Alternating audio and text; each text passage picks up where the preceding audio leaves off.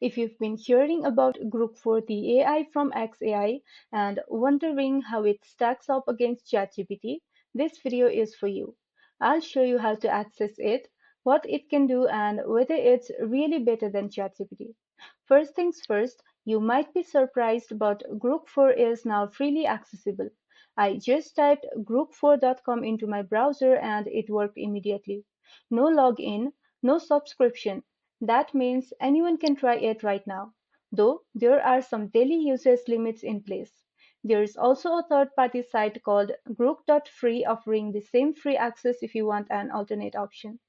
Once you open Grok, you will see it's ready to chat, answer questions, and even handle long form content thanks to its massive 256,000 token context window.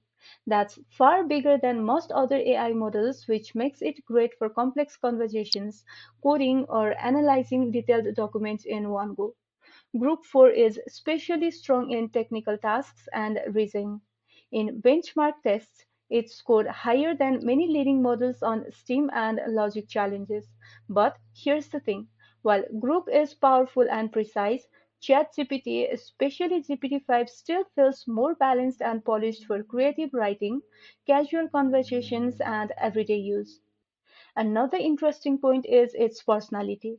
Growth can be bold and sometimes irrelevant, which gives it character, but it also means its responses aren't always as safe or neutral as ChatGPT.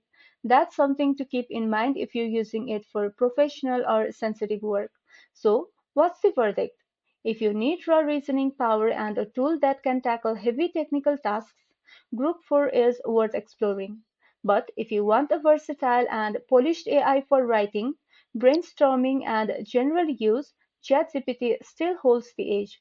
And the best part, right now you can try Group 4 for free and no account, no subscription, just jump in and start experimenting. And that's all.